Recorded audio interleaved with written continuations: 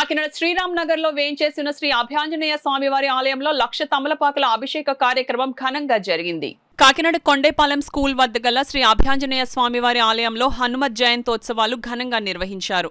ఉత్సవాలలో భాగంగా 4వ రోజు శ్రీ అభయాంజనేయ స్వామివారికి మహారుద్రాభిషేకం, 1,00,000 తమలపాకుల శ్రీరామనామ యజ్ఞం వైభవంగా జరిగింది. వేద పండితుల మంత్రోర్చనల నడుమ పాలు, పెరుగు, తేనె, ఆవు నెయ్యి, వివిధ రకాల పండ్ల రసాలు, పసుపు, కుంకుమ, గంధం, విభూది, సుగంధ ద్రవ్యాలతో స్వామివారికి రుద్రాభిషేకం భక్తుల చేతుల మీదుగా జరిపించారు.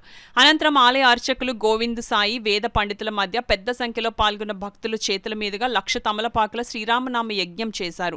ఈ సందర్భంగా ఆలయ అర్చకులు సాయి మాట్లాడుతూ హనుమత్ జయంతి ముగింపోత్సవాలు పురస్కరించుకొని ఈ నెల 11వ తేదీన మహా అన్నప్రసాద వితరణ కార్యక్రమాన్ని నిర్వహిస్తున్నట్లు వెల్లడించారు. ఈ కార్యక్రమంలో ఆలయ వ్యవస్థాపకులు ముమ్మిడి సూరిబాబు, కమిటీ సభ్యులు ముమ్మిడి దుర్గారాజు, ఇమిడిశెట్టి వెంకటరమణ, వాకాడ శ్రీనివాసు, జువల ప్రకాష్, మద్దాల మల్లేశ్వరరావు, ముమ్మిడి శ్రీనివాస్, పెద్ద స్వామి, తలాటం లోకేష్, కర్రి సతీష్, బాబాయ్, పెద్ద సంఖ్యలో భక్తులు, మహిళలు పాల్గొన్నారు. నిన్న ఉదయం 8 గంటలకి 1,00,000 తమలపాకుల పూజ, మహన్యాసపూర్వకంగా ఏకాదశి రుద్రాభిషేకం చేయడం జరిగింది.